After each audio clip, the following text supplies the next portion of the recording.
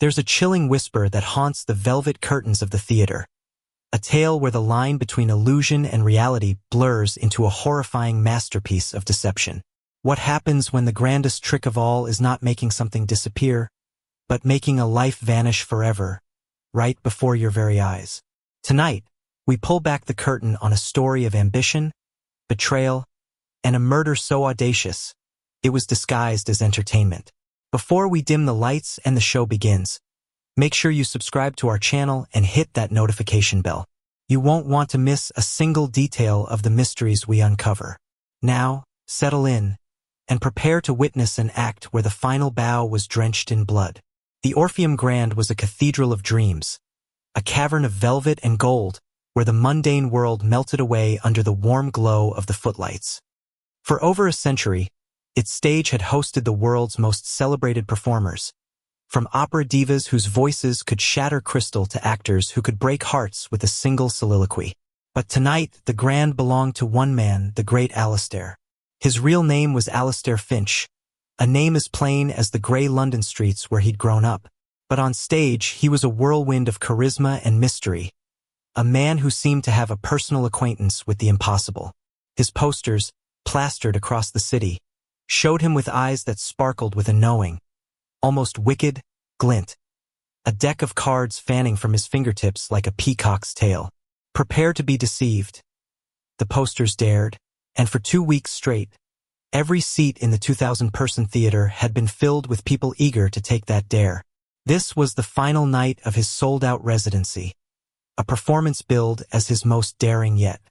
The air in the theater was electric, a humming, palpable thing woven from the whispers of the audience, the rustle of programs, and the faint, sweet scent of popcorn and perfume.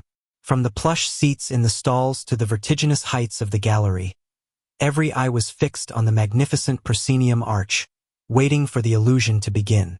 The orchestra swelled, a dramatic crescendo of strings and brass that sent a shiver of anticipation through the crowd.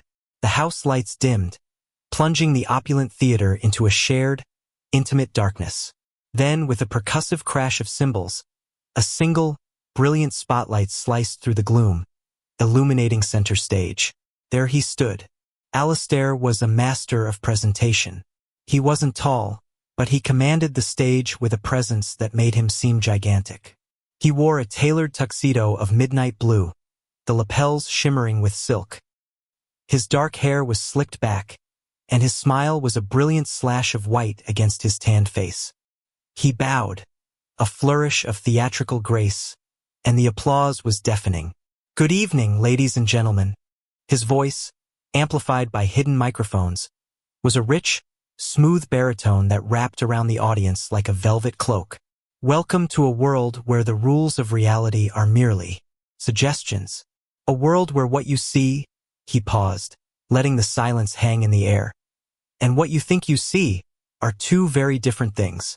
The first half of the show was a masterclass in classic illusion, each trick elevated by Alistair's unique brand of showmanship.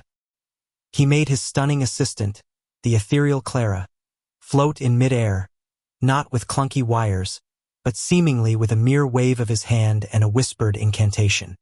He plucked thoughts from the minds of audience members, revealing names of childhood pets and secret holiday destinations with an unnerving accuracy that drew gasps of astonishment. He was charming, witty, and utterly captivating. During the intermission, the lobby buzzed with excitement. People debated the mechanics of his tricks, their voices a symphony of "how did he do that?" and "it must have been." Theories were spun, ranging from intricate hidden mechanisms to genuine supernatural ability. No one could have known that the true mystery of the night had yet to begin. As the second act commenced, a change came over the performance. The tone shifted from light-hearted wonder to something darker, more intense. Alistair's patter became more philosophical, touching on themes of perception, trust, and the darkness that can hide in plain sight. This was all a prelude to the grand finale, the trick that had been the talk of the town for weeks, the vanishing point. It was an illusion of his own design, a modern and supposedly far more dangerous take on the classic vanishing cabinet. The cabinet itself was a work of art and menace. brought onto the stage by 4 solemn stagehands. It was a large, octagonal box constructed from polished mahogany and gleaming brass fittings. Unlike the gaudily painted boxes of old-time magicians, this one was stark and elegant, which somehow made it seem more sinister. "Ladies and gentlemen," Alistair announced, his voice dropping to a conspiratorial hush, "for my final illusion, I will attempt something that pushes the very boundaries of what is possible. I will not merely disappear. I will cease to be. I will step into this cabinet, and I will vanish from this plane of existence." He invited a committee of volunteers from the audience to inspect the cabinet. A skeptical-looking journalist, a retired engineer, and a young woman who taught physics all prodded and poked the apparatus. They knocked on its walls, examined its floor, and peered into its empty interior. They circled it, ensuring no trapdoors were hidden in the stage beneath. Finally, the journalist, a man named Marcus Thorne who had written a column debunking lesser magicians, took the microphone. "It appears to be exactly what it is," Thorne announced, a hint of grudging respect in his voice.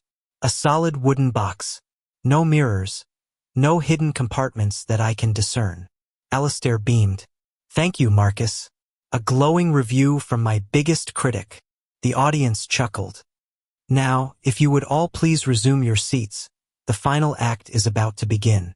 Clara, his assistant, glided to his side. She was beautiful, with wide, expressive eyes and a cascade of blonde hair. Tonight, she was dressed in a gown of shimmering silver, a stark contrast to Alistair's dark suit. Her role in this final trick was crucial. She held a set of 12 gleaming steel blades, long and thin like medieval swords. Her smile seemed a little tighter than it had in the first act, her movements a little less fluid. Perhaps it was just the gravity of the illusion. "The vanishing point is not just a trick," Alistair continued, his gaze sweeping across the darkened theater. "It is a test of nerve, a test of trust. I will be locked inside the cabinet. Clara, my trusted partner, will then plunge these 12 steel blades through the box, crisscrossing the very space where I stand. A feat that should, by all laws of physics, be impossible without consequences." A palpable tension settled over the audience. This was a far cry from pulling a rabbit out of a hat. This felt dangerous. Alistair opened the cabinet door and gestured to the empty space within. Solid mahogany, reinforced brass. No escape. He stepped inside, turning to face the audience one last time. His confident smile was still in place, but for a fleeting moment, a flicker of something else unease, fear, seemed to cross his eyes. He blinked, and it was gone. He was the great Alistair again. "Clara," he said, his voice slightly muffled from inside the box. "If you would." Clara's face was a pale mask in the spotlight. She closed the heavy door, the sound echoing through the silent theater. She then spun a large brass wheel on the front, and with a series of loud, definitive clunks, heavy bolts shot into place, sealing the cabinet. Now came the blades. Clara picked up the first one. She positioned its tip against a pre-cut slot at the top of the cabinet. She took a deep breath, her knuckles white as she gripped the hilt, and then, with a powerful, fluid motion, she thrust the blade downwards. It slid into the box with a slick, metallic sheathing, its polished tip emerging from a corresponding slot near the bottom. She repeated the process with a second blade, and a third, each one bisecting the cabinet at a different angle. The audience was completely silent, their collective breath held. The sight was horrific. The blades crisscrossed the interior of the box in a deadly web of steel. It seemed impossible for a human being to occupy that space without being impaled multiple times over. Still, this was magic. This was illusion. They trusted that Alistair was safe, hidden away in some ingenious secret compartment. Clara inserted the 10th, then the 11th blade. As she picked up the 12th and final one, she hesitated. Her hand trembled slightly. From the third row, Marcus Thorne leaned forward, his journalistic skepticism momentarily forgotten, replaced by a raw, primal concern. With a visible effort, Clara mastered herself. She aligned the final blade with the central slot, right at the heart of the cabinet. She closed her eyes for a second, then plunged it in. The sound it made was different from the others. It wasn't the clean sheeting of steel sliding through an empty space. It was a wet, sickening thump. A collective gasp went through the audience. Clara's eyes flew open, wide with shock. A dark, viscous liquid began to seep from the slot around the blade. A single horrifying drop that traced a slow, crimson path down the polished mahogany. For a moment, nobody moved. The scene was frozen in a tableau of disbelief. This had to be part of the trick. A clever bit of misdirection. A bag of fake blood, perhaps? The audience waited for the punchline. For the moment Alistair would reappear, triumphant, from behind the curtain, laughing at their gullibility. But he didn't. Clara stared at the blood, her face draining of all color. She stumbled back, a hand flying to her mouth, her breath catching in a choked sob. Her composure, so perfect throughout the night, completely shattered. On stage, chaos began to erupt. The stage manager, a burly man named Frank, rushed out from the wings, his face a mixture of confusion and alarm. "What's going on? What happened?" he yelled, not to anyone in particular. The audience was stirring, the initial stunned silence giving way to a rising murmur of fear and confusion. "Is this part of the act?" a woman whispered loudly. Marcus Thorne, the journalist, was already on his feet. "Get that box open," he shouted, his voice cutting through the growing noise. Frank and two stagehands rushed to the cabinet. Frank grabbed the brass wheel and tried to turn it. "It's locked tight," he grunted, his muscles straining. "Alistair has the only key." The sight of the spreading bloodstain and the genuine panic on the faces of the stage crew finally broke the spell of the performance. This was not an illusion. This was real. Screams began to echo through the theater as the horrifying truth dawned on 2,000 people at once. "Get a crowbar. Somebody call the police," Frank bellowed. One of the stagehands ran off, returning moments later with a long iron crowbar. Together, he and Frank jammed it into the seam of the cabinet door. The polished mahogany splintered with a sickening crack. They heaved again, the wood groaning in protest. With a final, violent wrench, the locking mechanism snapped and the door flew open. For a few seconds, the contents were obscured by the tangle of steel blades. Then, as the stage lights hit the interior, a wave of revulsion and horror swept through the front rows. The great Alistair was inside, but he was not hiding in a clever compartment. He was slumped against the back wall, his body contorted in an unnatural position, pinned like a butterfly in a display case. The 12 steel blades had done their work with brutal efficiency. His midnight blue tuxedo was now a ragged canvas of dark, wet crimson.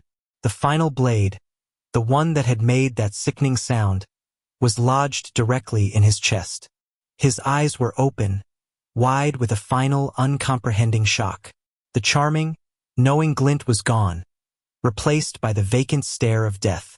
The man who had built a career on deception had been undone by the most brutal reality of all. The great Alistair had vanished, not in a puff of smoke, but in a pool of his own blood. The screams in the theater became a unified roar of terror. People surged from their seats, desperate to escape the scene of the nightmare. The velvet and gold cathedral of dreams had, in the space of a few horrifying minutes, become a slaughterhouse. Clara had collapsed onto the stage, her silver dress stained with dust, her body racked with hysterical sobs. Frank, the stage manager, stood frozen, his face ashen, the bloody crowbar hanging limply from his hand. Within 15 minutes, the cacophony of panicked theatergoers was replaced by the disciplined, somber arrival of the Metropolitan Police. The first on the scene were two detectives from New Scotland Yard's Homicide and Major Crime Command.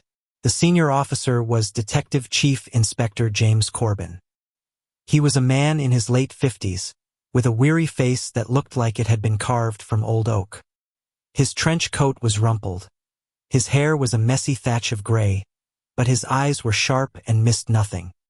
He had seen it all in his 30 years on the force, But even he paused at the threshold of the stage, taking in the grotesque tableau. His partner was Detective Sergeant Amelia Vance. She was younger, in her early 30s, with fiery red hair pulled back in a severe bun and a mind that was as sharp as a scalpel. Where Corbin was methodical and relied on instinct, Vance was analytical, a whirlwind of data and observation.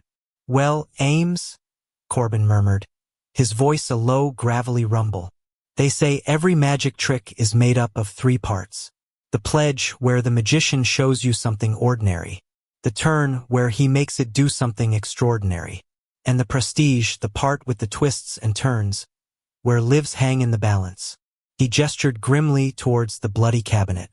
"Looks like someone took the prestige a little too literally." Vance didn't reply immediately. Her eyes were already scanning everything, the position of the body, the arrangement of the blades, the distraught assistant being comforted by a paramedic, the stoic stagehands being corralled by uniformed officers. "The weapon is still in the victim," she noted, her voice crisp and professional. "In fact, there are 12 of them. The entire audience is a witness, yet I doubt anyone actually saw a thing. The killer used the illusion itself as a smokescreen." Corbin nodded slowly, his gaze settling on the beautiful, weeping assistant.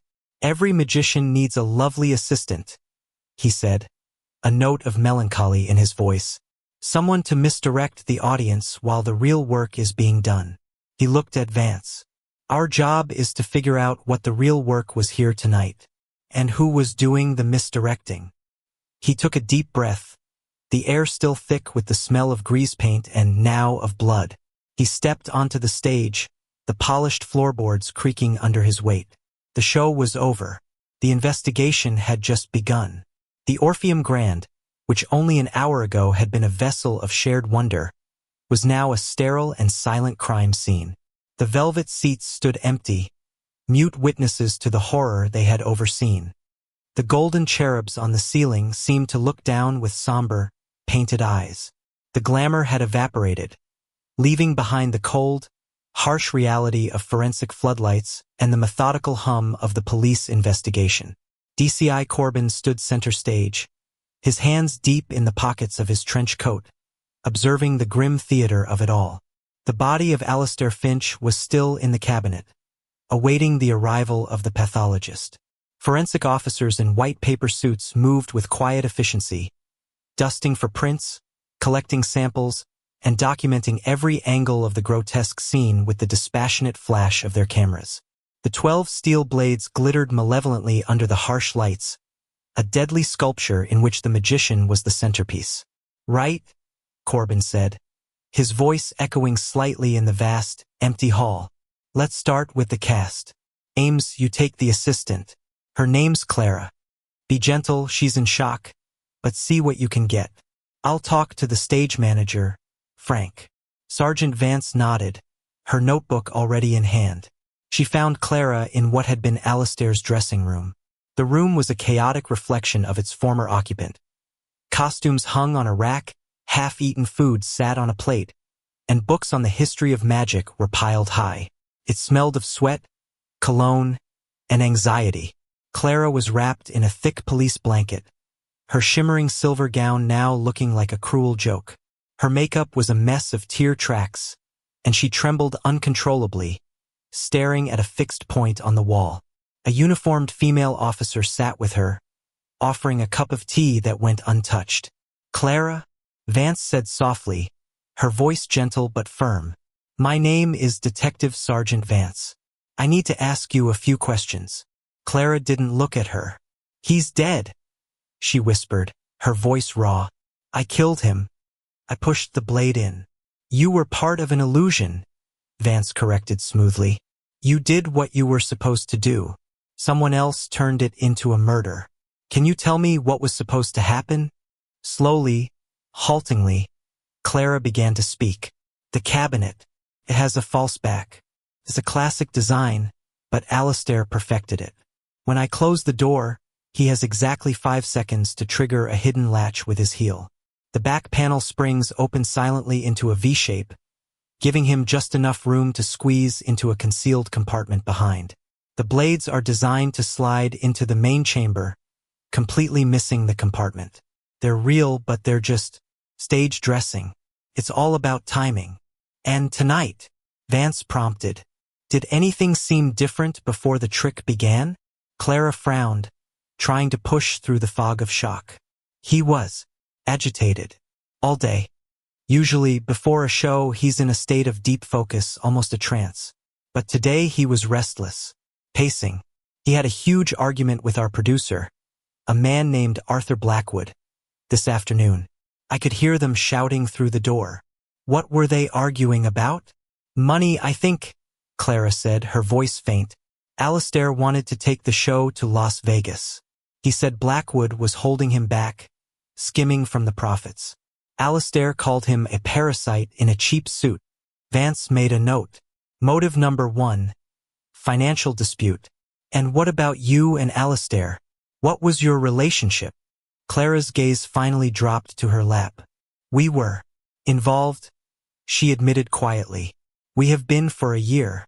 It was complicated. He was brilliant and charming, but he was also married. This was news. Vance's pen paused. His wife? Does she know about you? I don't know. He promised he was going to leave her. He said he was just waiting for the right time, after the residency here was over. She let out a dry, humorless sob. Every girl in my position believes that, don't they? Did his wife, Mrs. Finch, ever come to the theater? Did you ever meet her? She came once on opening night, Clara recalled, a shiver running through her. She stood at the back of the dressing room while he was getting ready. She didn't say a word to me. She just watched me. The look in her eyes. It was pure hatred. Her name is Eleanor. Motive number 2. A jealous wife. Vance thanked Clara and left her in the care of the officer, her mind already cataloging the emerging players in Alistair's final act. Meanwhile, Corbin was in the wings with Frank Miller, the stage manager. Frank was a man of the theater, born and bred. He was in his 60s, with a gruff exterior that concealed a fierce loyalty to his crew and his show. Right now, he looked like a ship's captain whose vessel had just sunk beneath him. I've been in this business for 40 years, Chief Inspector, Frank said, his voice thick with emotion. I've seen accidents, lights falling, props failing. But this was cold. This was planned. Tell me about the cabinet, Frank, Corbin said, getting straight to the point. Who had access to it? Alistair was obsessed with it.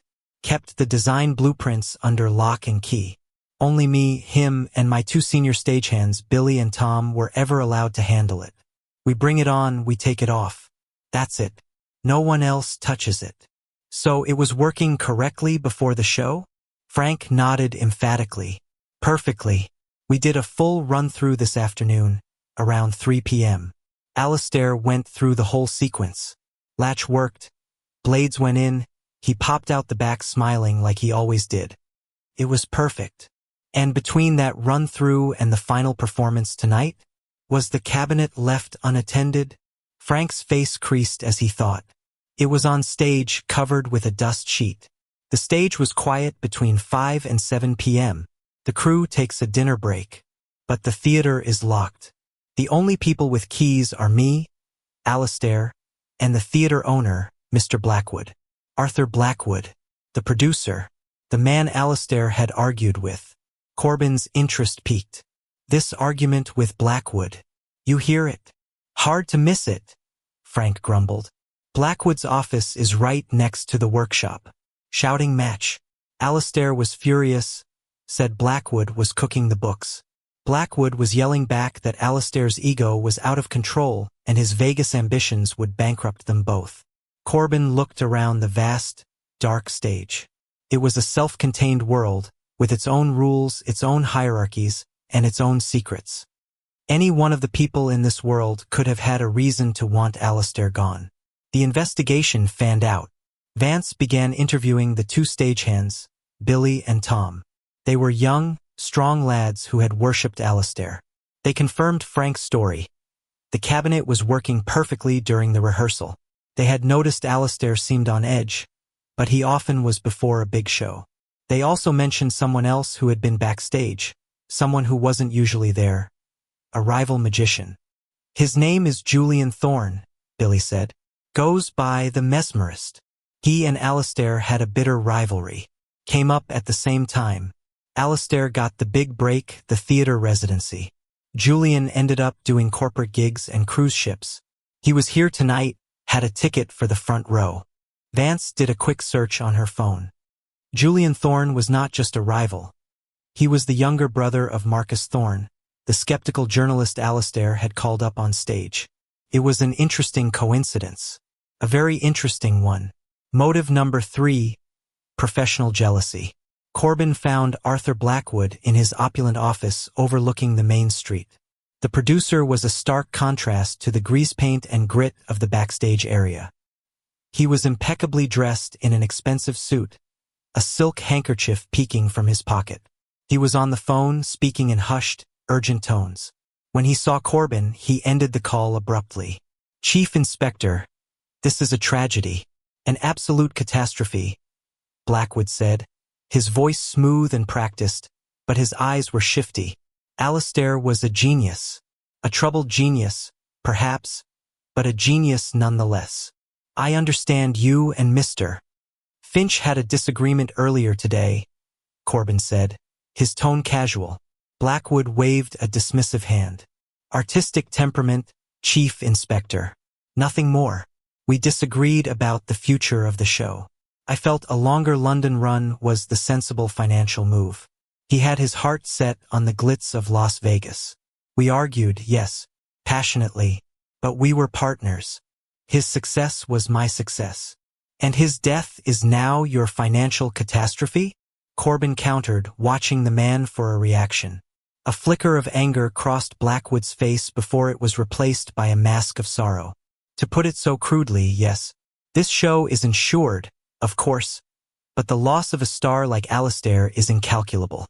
Corbin's instincts told him Blackwood was hiding something. Men like him were experts at managing perceptions, at selling an illusion. In that respect, he wasn't so different from the man who now lay dead on his stage. The preliminary forensic report came back before dawn. The findings were chillingly precise. The cabinet had been tampered with. The heel-activated latch for the escape panel had been deliberately and ingeniously disabled. A small, high-tensile steel pin, almost invisible to the naked eye, had been inserted into the mechanism, jamming it shut. When Alistair had stepped inside and the door was bolted, he had been sealed in. He would have tried the latch, realized with dawning horror that it was stuck. But by then it would have been too late. He was trapped, a helpless target in a mahogany coffin. The cause of death was confirmed as a single puncture wound to the heart, caused by the 12th blade. The other 11 blades had been horrifying, but they had missed his vital organs. Whoever killed him knew the exact sequence of the illusion. They knew which blade would be the last, and which slot it would enter. This wasn't a crime of passion. This was a meticulously planned execution, disguised as a magic trick. The focus of the investigation now shifted. Who had the knowledge, the access, and the motive to carry out such a cunning murder? The list of suspects was growing. Clara, the lover. Scorned. Perhaps? Did Alistair tell her he wasn't leaving his wife after all? She had plunged the final blade in. Could she have known the mechanism was jammed? Eleanor Finch, the wife. The wronged woman. Her cold fury in the dressing room was a powerful memory. Did she finally snap? Arthur Blackwood, the producer, facing financial ruin or a massive insurance payout. Was the argument about more than just Las Vegas? Julian Thorne, the rival, consumed by professional jealousy. He was backstage before the show, and his brother was the journalist on stage, providing the perfect distraction. Corbin decided it was time to pay a visit to the grieving widow. He and Vance drove to the Finch's elegant townhouse in Kensington. It was a world away from the dusty theater, a place of quiet, expensive taste. Eleanor Finch opened the door herself. She was a tall, severe-looking woman in her 40s, with blonde hair pulled back so tightly it seemed to pull at her features. She was dressed in a simple but clearly expensive black dress. Her eyes were red-rimmed, but she shed no tears. Her grief, if it existed, was encased in ice. "I was expecting you," she said, her voice brittle. She led them into a pristine living room where everything was arranged with geometric precision. There was not a cushion out of place. "Mrs. Finch, we're very sorry for your loss," Corbin began. "Are you?" she replied, her voice devoid of emotion. "My husband was a liar and a cheat. He lived for the applause of strangers and the adoration of cheap women. His death is a professional inconvenience for you, and for me, it is a release." The confession was so stark, so cold, that it momentarily stunned both detectives. "You knew about his affair with Clara?" Vance asked, recovering first. "Of course I knew," Eleanor said with a contemptuous sniff. "I wasn't blind, just patient. Alistair was my creation. When I met him, he was Alistair Finch, a penniless street magician pulling coins from children's ears. I funded him. I connected him. I designed his look. I turned him into the great Alistair. He owed me everything, and he repaid me with infidelity and humiliation." "Where were you last night, Mrs. Finch?" Corbin asked. "I was here," she said, "alone, meditating. I have no alibi. Feel free to search the house. You won't find any hidden mechanisms or bloody blades. I am not a magician. I am simply the woman who paid for the magic show." Her motive was clear, and her hatred for her husband was palpable.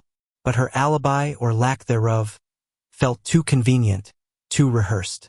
Back at Scotland Yard, Vance was digging into the backgrounds of their suspects. Arthur Blackwood, it turned out, was in serious financial trouble. His production company was deeply in debt, and Alistair's show was his last roll of the dice. The insurance policy on the show, which included a life insurance component for its star performer, was for £5 million. Enough to solve all his problems.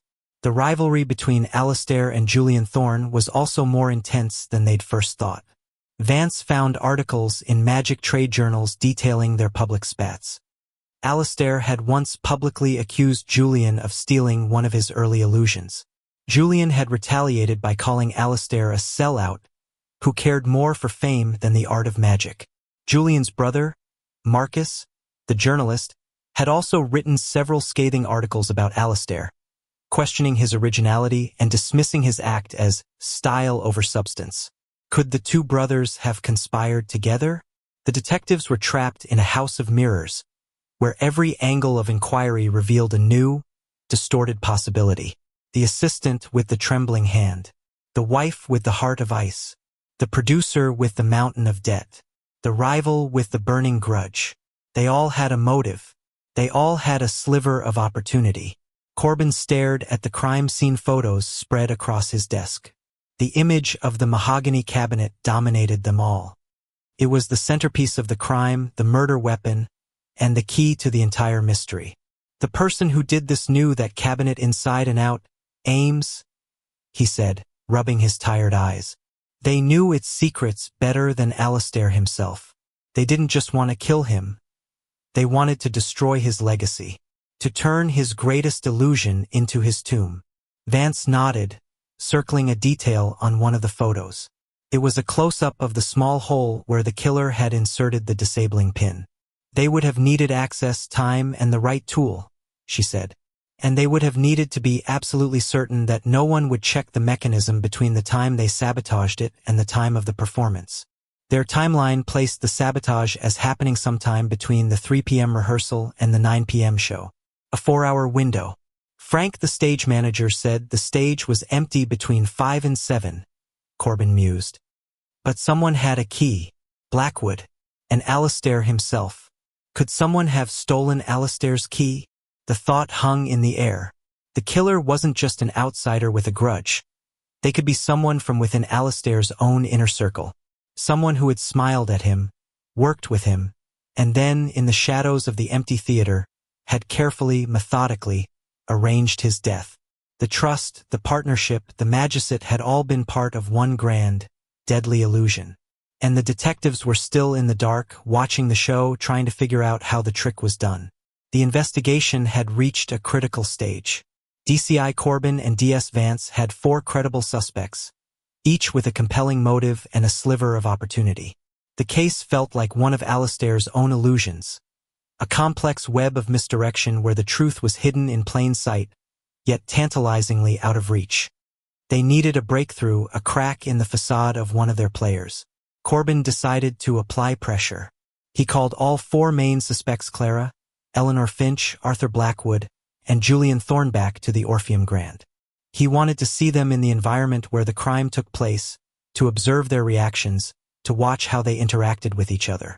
The stage was set for a final performance, but this time the detectives would be directing the show. They gathered in the theater's dusty green room, a place usually filled with nervous energy and camaraderie. Today it was thick with tension and suspicion. The 4 suspects sat as far apart as possible, avoiding eye contact. Clara looked fragile, a ghost of her former glamorous self. Eleanor Finch was a statue of icy composure. Arthur Blackwood fidgeted with his cufflinks, his usual smooth demeanor gone, replaced by a sheen of sweat on his brow. Julian Thorne, the rival magician, projected an air of cynical detachment, but his eyes darted around the room, taking everything in. Corbin stood before them, with Vance by his side. "We've brought you all here because you are connected to the life and death of Alistair Finch," he began, his voice calm and steady. "One of you in this room is his killer. Before we are finished today, we will know who." He started with Blackwood. "Mr. Blackwood, we've had a look at your finances. Your production company is on the brink of collapse. Alistair's show was your only asset, and it was about to leave for Las Vegas, beyond your control. But his death triggers a £5 million insurance policy. That's a powerful motive." "It's a ridiculous accusation," Blackwood blustered, his face turning red. "I'm a producer, not a murderer. I wanted Alistair alive." "You argued with him on the day he died," Vance interjected coolly. "You had a key to the theater. You had the opportunity to tamper with the cabinet during the dinner break." Corbin then turned his attention to Eleanor Finch. "Mrs. Finch, your hatred for your husband was no secret. You called him a cheat, and his death a release. You felt he had stolen your life's work and repaid you with humiliation. Some might call that the perfect motive for revenge. I wanted him to suffer in life, Chief Inspector, not find peace in death," Eleanor replied, her voice dangerously quiet. "I would have ruined him, exposed him for the fraud he was. Killing him was too simple." Next came Julian Thorne. "Mr. Thorne," Vance said, picking up the thread, "you and Alistair were bitter rivals. He achieved the fame you craved. You were seen backstage before the performance. And you're a magician yourself. You, more than anyone, would have the knowledge to sabotage a rival's trick." Julian gave a wry, humorless smile. "Oh, I knew Alistair's tricks were sloppy. His cabinet design was a derivative of a Houdini classic. Any decent illusionist could have figured it out. But why would I kill him? He was my greatest advertisement. Every time he failed, it made me look better. His death has turned him into a legend. That's the last thing I would have wanted." Finally, all eyes fell on Clara. She shrank back in her chair as Corbin approached her. "And Clara," he said, his voice softening slightly, "you loved him, or you thought you did. But he was using you. He was never going to leave his wife. Perhaps you found that out on the final night. In a fit of rage, you jammed the mechanism. You knew the sequence. You knew which blade would deliver the final, fatal blow." Tears streamed down Clara's face. "No," she sobbed. "I loved him. I would never. I couldn't." The room was a pressure cooker of accusations and denials. Each suspect had a plausible motive, but their alibis were weak and their stories were full of holes. Corbin knew he was missing a piece of the puzzle. He needed something concrete to break the stalemate, and he thought he knew where to find it. "Ames," he said, turning to his partner, "let's go back to the cabinet." They left the suspects stewing in the green room and walked back onto the cavernous, silent stage. The mahogany cabinet was still there, now covered in a fine layer of fingerprint dust. It had been thoroughly examined by forensics, but Corbin felt it still held one last secret. "What are we looking for, Chief Inspector?" Vance asked. "The tool," Corbin said, circling the cabinet slowly. The killer used a small, high-tensile steel pin to jam the lock. It's a specialized piece of equipment, not something you just have in your pocket. It had to come from somewhere. He knelt down, examining the intricate brass fittings and the polished wood. He ran his fingers along the seams, feeling for anything out of place. His years of experience had taught him that killers, no matter how clever, almost always made a small mistake, left something behind. Vance was rereading the forensic report on her tablet. The pin was approximately 2 inches long and 1 millimeter in diameter, she read aloud. Similar to a needle used in watchmaking or fine electronics. Corbin stopped. He stared at the front of the cabinet, at the large brass wheel Clara had turned to shoot the bolts home.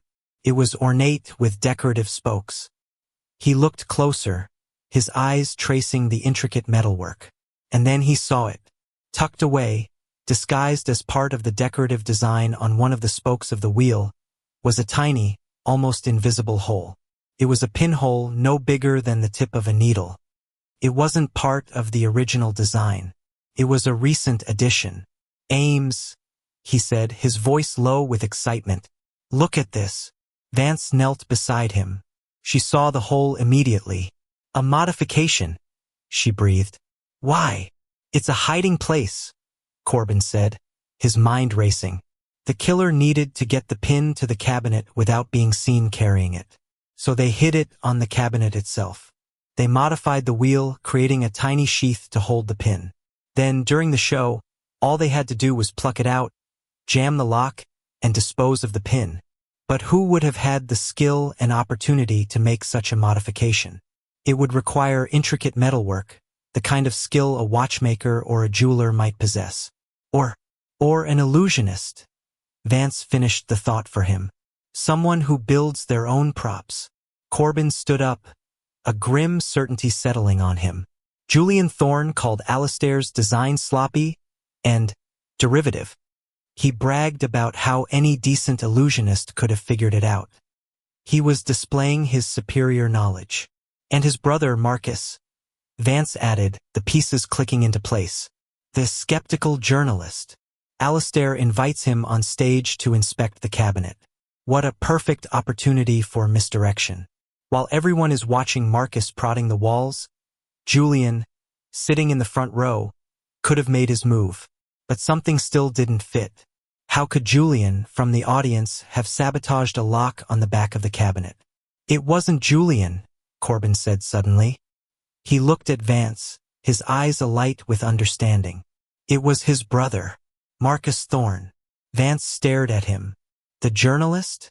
But why? Think about it, Ames. The rivalry between Julian and Alistair was the perfect cover. Cast all suspicion onto Julian.